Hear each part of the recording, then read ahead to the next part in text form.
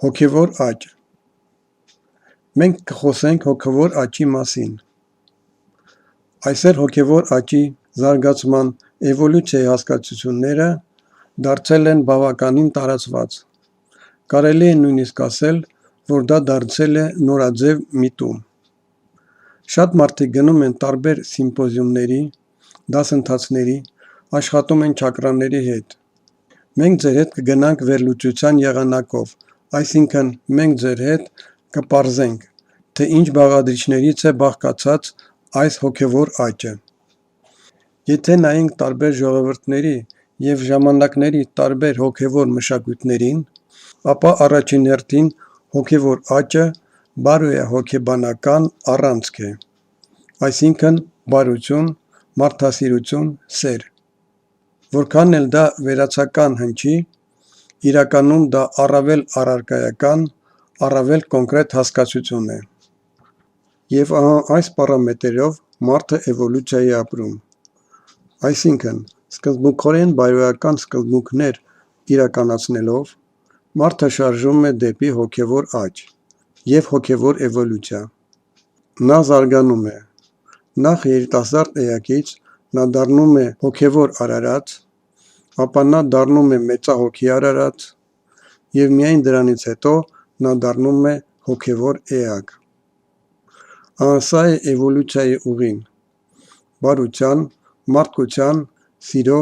և բարոյականության չափանիշով։ Սակայն միայն բարությունը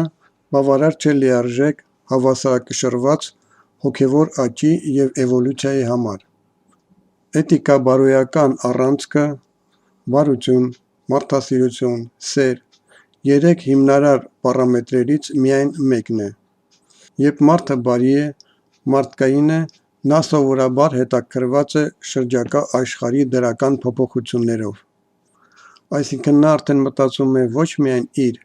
այլ նաև ուրիշների մասին։ Եսասիրական մոտիվացիայից անցնում է ալտրուիստական մոտիվացիայի ռեժիմ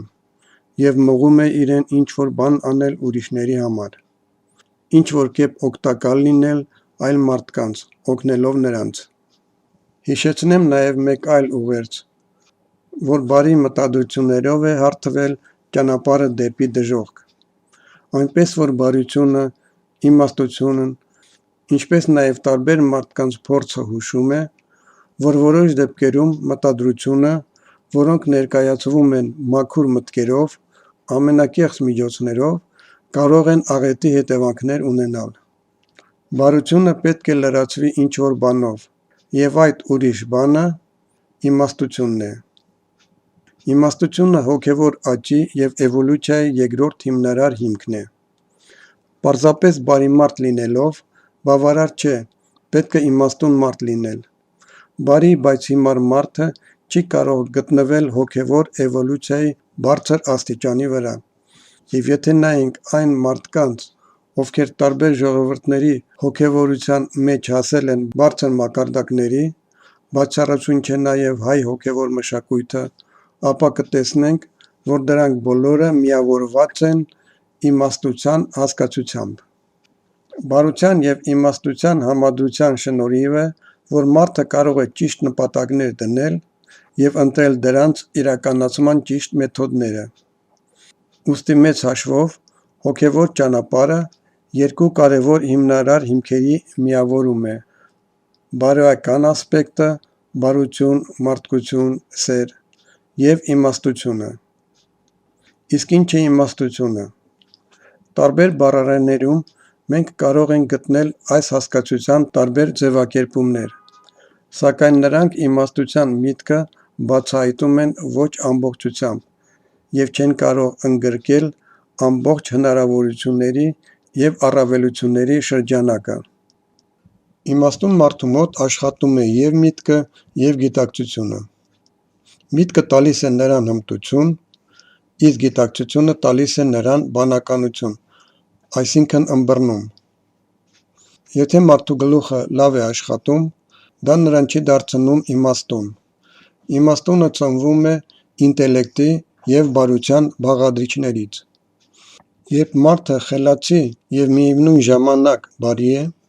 կյանքի փորձի կուտակման հետ մարդու մոտ սկսում է աճել իմաստությունը։ Այլ կերպ ասած, իմաստունը չի կարող լինել չար, նա կամ իմաստուն է, կամ չար։ Քանի որ չար կարող է լինել հանճարը, երբ նրա մոտ պարզապես աշխատում է գլուխը։ Նրա մոտ ինտելեկտը բարձր մակարդակի վրա է, բայց մարդկայնությունը, այսինքն բարությունը, ցածր մակարդակի վրա է։ Զայրույթը չի կարող նրա համար ճանապարհ բացել դեպի իմաստություն։ Նա կարող է լինել ինտելեկտուալ։ Չարացած ինտելեկտուալները հասարակության մեջ շատ են, բայց իմաստուն մարդը կարող է լինել, եթե իր մեծ ինտելեկտի ներուժին միացնեն նրա բարությունը, մարդկայնությունը ու սերը։ Բարության և իմաստության միասնությունը հանգեցնում է փիլիսոփայության առաջացմանը։ Փիլիսոփայությունը իմաստության և բարության, սիրո և խորության ներդաշնակ համադրություն է։ Մարդը դառնում է մտածող, նա դառնում է փիլիսոփա, նա բացում է ինքը իրեն խորությամբ, նա սկսում է զգալ ինչ-որ բան։ Փորձով ծնվում է զգայական արձագանք, և զգայական ապրումները դուրս են գալիս գիտակից մակարդակի, ինչ-որ ձևակերպումների, ինչ-որ հիմնարար փիլիսոփայությունների տեսքով։ Եվ ամեն իմաստուն մարդ աճեցնում է իր անձնական բացառիկ ինքնատիպ հոգևոր փիլիսոփայությունը։ Սակայն հոգևոր աճը, բացի իմաստության, բարության, ներառում է մեկ այլ հասկացություն՝ ուժ։ Հոգևոր մարդը չի կարող լինել թույլ։ Եթե հոգևոր մարդը թույլ է, ապա այդ դեպքում դա կեղծ մտածողություն է։ Քանի որ եթե մարդը բարության և իմաստության միջոցով չի բացել ուժը, ապա այդ դեպքում դա նշանակում է, որ ինչ-որ ինքնատիպ բարություն է և ինչ-որ ինքնատիպ իմաստություն է։ Բանը այն է, որ գոյություն ունի որոշակի կանոն։ Որքան խորն ենք մենք հասկանում ինչ-որ ֆենոմեն կամ օբյեկտ, այնքան ավելի շատ էներգիա է, այնքան ավելի շատ ուժ է նա տալիս մեզ։ Հետևաբար, եթե մարդը հասկացություն ունի, բայց ուժ չունի, դա նշանակում է, որ նա հասկացություն չունի։ Նա ունի հասկացության պատրանք, որը ցավոք տեղի է ունենում բավականին հաճախ։ Ճշմարիտ ըմբռնումը ավտոմատ կերպով մարդուն տալիս է որոշակի ուժ, որոշակի ներուժ, որոշակի հնարավորություններ։ Նա կարող է այդ ներուժի պոտենցիալի էներգիան փոխակերպել կինետիկ էներգիայի, փոխակերպել հմտության, ունակության։ Այսպիսով, ըմբռնումը, հասկանալը ծնում է ուժ։ Իմաստությունը հնարավորություն է տալիս այդ ուժը կառավարել և ուղղորդել այն ճիշտ, ներդաշնակ հունով։ Այսպիսով, ճշմարիտ հոգևոր աճը ներառում է երեք հիմնական հասկացություններ՝ բարություն, կամ էթիկա, կամ սեր, կամ մարդկայնություն, կամ կարեկցանք, կարելի է անվանել տարբեր կերպ, բայց միտքը նույնն է։ Դա ջերմություն, հետաքրքրություն, ջերմ զգացմունքներ են ներսում, անկեղծ ցանկություններ դրական փոփոխությունների։ Իմաստությունը երկրորդ կատեգորիան է, իսկ ուժը երրորդ կատեգորիան է։ Այս երեք հասկացություններն անխախտելիորեն կապված են միմյանց հետ։ Պետք է նաև հիշել, որ ոչ միայն բարությունն է մարդու մոտ բացում ուժը, երբեմն լինում է հակառակը։ Այսինքն շատ մարդիկ ոչ էթիկ են վարվում իրենց թուլության պատճառով։ Նպատակահարմար է մարդուն նախ ինչ-որ նվազագույն ուժ ձեռք բերել, և այդ նվազագույն ուժը այդ մարդուն կտա բարոյականության նշաձողի բարձրացում։ որը հետո կհանգեցնի նրան իմաստության։ Ինչպես տեսնում ենք, ուղիներ և հնարավորություններ և հոգևոր աճի մոտեցումները բազմաթիվ են։ Դուք կարող եք ձեռք բերել ուժ հասկացության միջոցով, իսկ կարելի է գալ հասկացության ուժի միջոցով։